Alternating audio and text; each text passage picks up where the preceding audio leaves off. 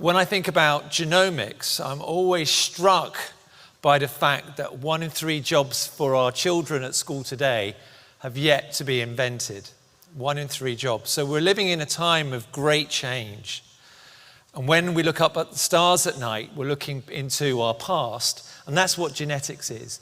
It's looking back at the 2 billion year history of our genes. I can't believe after 2 billion years, this is what it can come up with. But anyway, so we've been looking at prostate cancer partly because we knew on the horizon there would be better treatments. In ovarian cancer, treatment has been revolutionized for people who have inherited alterations in BRCA1 and BRCA2. These are the breast and ovarian cancer susceptibility genes. But we've gone beyond that now, from thinking about inherited gene changes to think about gene changes within tumours. And the reason why that's important is because treatments, which we used to be able to give perhaps to those with those inherited links, maybe 14%, you can actually now, in ovarian cancer, give to up to 50% of patients. So we're moving to a point where we can personalize not just on genes, but on the impact of genes, which is great progress. So here, in our prostate cancer work, what we wanted to do is almost catch up with some of the progress which has taken place in ovarian cancer and partly in breast cancer. So we're trying to build those relationships, and trust is a key aspect. As we start to think about having a conversation about men who are at risk of prostate cancer to come forward, particularly at high risk of aggressive disease at a young age. So how do we get those type of people to come forward, but then what can we offer them? Can we start to offer these genomic tests because we know improved treatments are coming up? And this is really important because so many men are almost dying in silence here, not wanting to talk about prostate cancer. And it's a massive issue because 85% of men over the age of 85 at post-mortem have prostate cancer cells. Well, not everybody with prostate cancer dies because of it. So you've got to find the right patients at the right time. And that's about the predictive nature of genomics. It's not just being able to work out if someone's going to get it, it's working out what that impact's going to have. And that's when you need to integrate data. But you've got to start that debate. You've got to build that trust. And what we wanted to do was look at people with a family history of prostate cancer or breast and ovarian, as we know they can be linked by the genes, but also regarding issues of ethnicity, because we know that men of African descent are at double the risk, 1 in 4 men, and they're not only at risk of developing prostate cancer, it can be younger and it can be more aggressive, and so many men are dying. And the problem with malignant prostate cancer is that it doesn't always present with symptoms until it's too late, whereas benign disease tends to present with symptoms. So if you're going to catch these tumours early in these highly targeted groups, you've really got to be able to get them before they actually have symptoms. And here you can see the risks and the target groups. But a lot of men do struggle thinking about this because, of course, there's a risk of side effects with treatment of impotence and incontinence. But we need to get to a point where we're having these types of conversations. So what's the best way of actually working out what people want to do? You've got to go out and meet the people on their terms.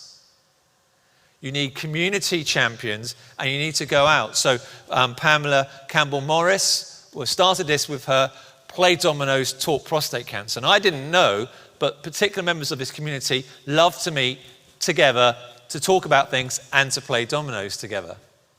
So we arrange these events, and we go and we do a small talk and start to build those relationships. The video we had with Disparities Group, which Joe Lowry, our project manager and my right hand, helped develop, that's just had 55,000 views on Twitter, I saw this morning. So that's come along really nicely, and that's with Sylvester the cat, one of our local celebrity patients out in Leicester, talking about his experience. And it's really important, not only that you go out to where these people are to start to have these conversations, but you have the message come from the community as well. We've had a number of videos that we've developed with the community to start to raise these messages. And we've also got other champions in other clinical areas as well, some of which I know are here today. So all their work is hugely appreciated. So we've taken a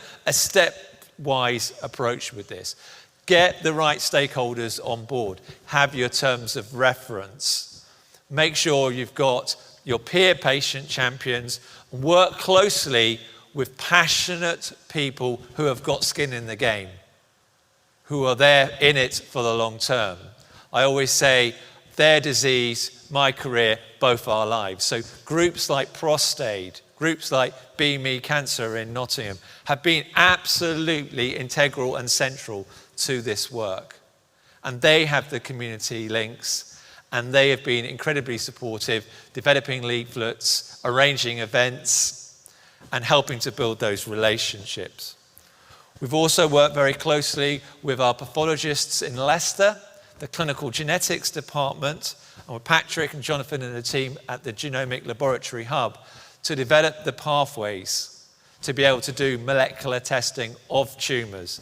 Prostate cancer is difficult in terms of the tissue, in terms of being able to actually process it, but also you can develop more than one tumour within a prostate and they can have different genetics. So we've worked with our academic colleagues, and that was talked about earlier, so with Colin Cooper at Norfolk and Norwich, to actually work out how best to process the tumours to be able to get the genomic material we need to be able to do the genetic testing. And we started off by people with the disease, with BRCA1, BRCA2 gene changes, and people that we knew that were negative as controls to check the technology first before we started.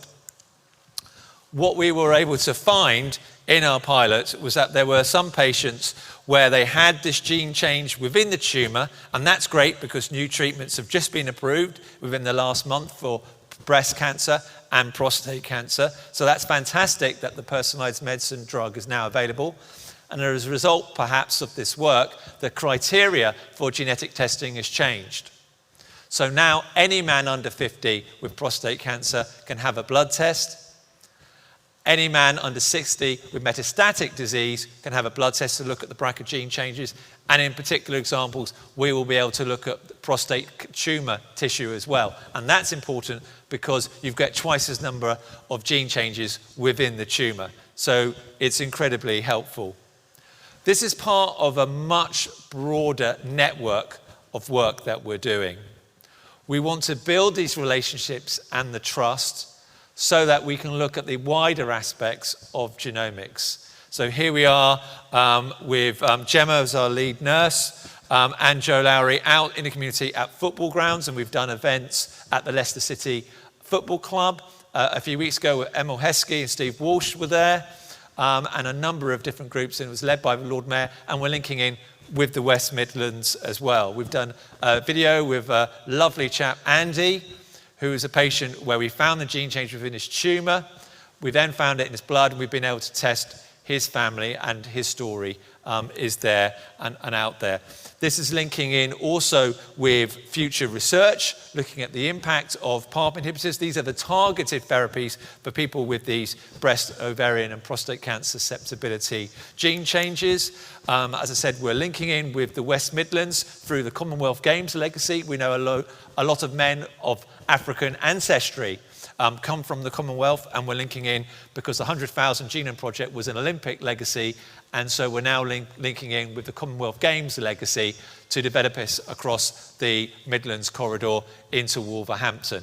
And we're also linking with Prostate Cancer UK and our national campaign, looking at men living with prostate cancer who've got a low Gleason score, which means tracking the tumour. And we hope that by understanding the genetics within the tumour and the blood and the family history and the PSA score and the MRI, we can work out when to intervene. So it's really exciting. We're also linking into schools, an outreach program. Anybody who wants to have a look at this and understand, for instance, why they may not like Brussels sprouts or their hair's ginger, or what came first, the chicken or the egg, or why they put blue in a traffic light, let me know. We've got the answers to all of those. But the aim of building this trust is that we can go on and help to build patient self-navigation digital tools. That we've got that up and running now for Lynch syndrome, which is a bowel cancer susceptibility with that genetic instability that we talked about through the Shaka Khan test. But from that, we're building pharmacogenetic capacity. I want to see a day where we can go into Boots, other pharmacies are available with a QR code, check your prescription against a pre-ordered saliva test against your drugs, against your genetic code, and it will tell you red, amber, green, right drug, right dose. So we've got this, and we've got a demo up and running, and the aim is to be able to use this technology so that for patients with Lynch syndrome, they will be able to get the right chemotherapy based on their genetic profile, but develop that also for statins, but also for the patient to be able to see how other patients with their same genotype got on with that drug. So did they have side effects like myositis or liver problems? And did their cholesterol go down? So that's true participation. So we hope that in the future, within 30 seconds of your prescription, you'll be able to check if it's right for you and what other patients with your genotype, how they got on with that drug as well. That is when we break through with mainstreaming, for me, for genomic medicine, and when we get everybody on board. When we treat disease for what it is, not what it looks like, when we give people the right drug, first dose, first time, and also we screen on risk and not age alone. Thank you much for your time today. All the very best. Be around for the rest of the day.